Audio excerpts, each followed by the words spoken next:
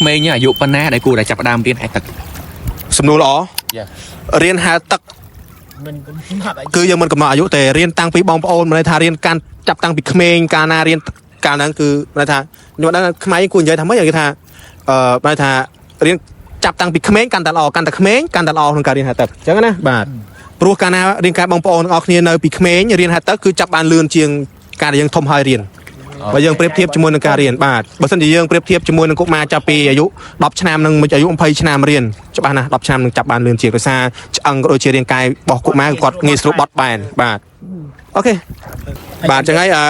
ខ្ញុំបាទម៉ៃពីសាលារៀនហែទឹក1ម៉ែត្រខ្ញុំសីហាពីសាលាបរិញ្ញាហែទឹក1ម៉ែត្របាទខ្ញុំសំណាងពីសាលាបរិញ្ញាហែទឹក1ម៉ែត្របាទពួកយើងទាំងអស់គ្នាទាំង3នាក់នឹងព្យាយាមធ្វើការផលិតនៅវីដេអូចែកម្លែកល្អបាទទាក់ទងទៅនឹងចំណេះដឹងទូទៅពីការហែទឹកបើសិនជាបងប្អូននៅចិត្តភេទវីដេអូបែបហ្នឹងអាចខមមិននៅខាងក្រោមមកពួកយើងបាននឹងផងពួកយើងនឹងព្យាយាមរកនឹកពីការបង្កើតនៅមាតិកាផ្សេងជូនបងប្អូនទាំងអស់គ្នារហូតមួយទៀតបើសិនជាមានប្រវត្តិដូចជាពួកខ្ញុំទាំងអស់គ្នាក៏ដូចជាអីហ្នឹងយើងអាចខមមិនលេខនៅក្នុងហ្នឹងបានប្រវត្តិយើងធ្លាប់លួចបាទ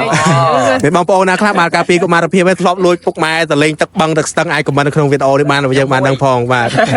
អូខេអរគុណច្រើនជួបគ្នានៅវីដេអូក្រោយបាយបាយ